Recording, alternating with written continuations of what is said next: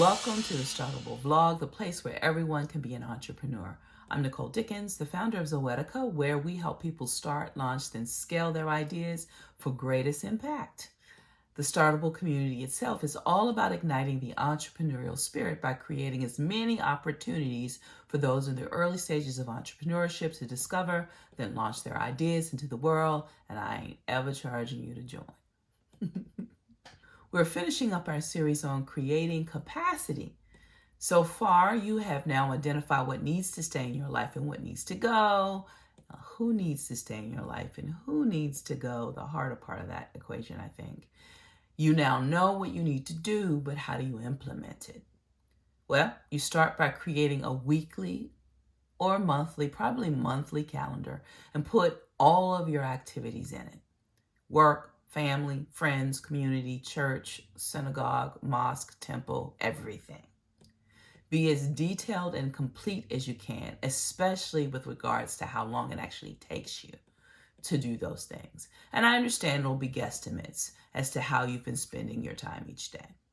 Now, I mentioned monthly as you want to capture those commitments that happen only one to a few times a month. So you want to include them in this as well.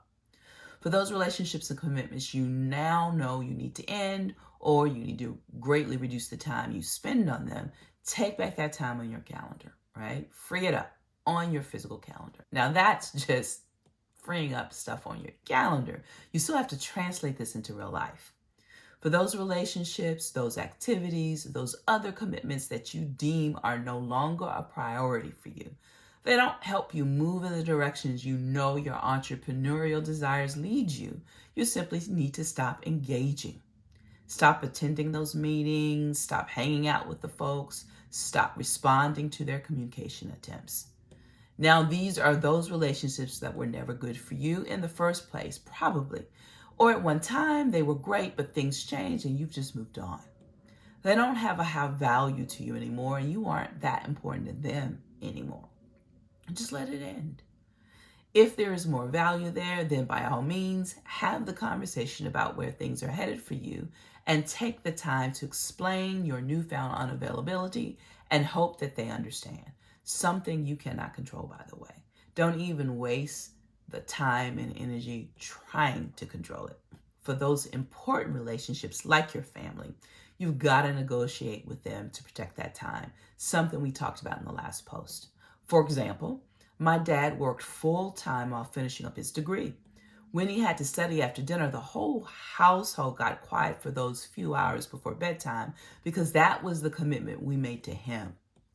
It was a small house, guys, so it was truly important to keep it down. This is how the time you found on your calendar gets translated into real life. Now take that time and devote it to starting up. Kind of simple, isn't it? You know what you need to do to create capacity now, to find some margin that is freed up for you to use in focusing on your startup idea. You've reviewed all of your resources that required your time and sought to make it all more efficient by evaluating what was worthwhile and what wasn't, and getting rid of all that wasn't worth your while. You then put a plan in place to protect and make that all-important resource that is time more productive for you.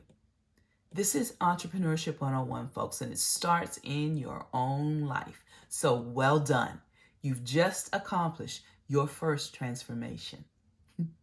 So now, using the freedom you've created for yourself, go out there and get it done.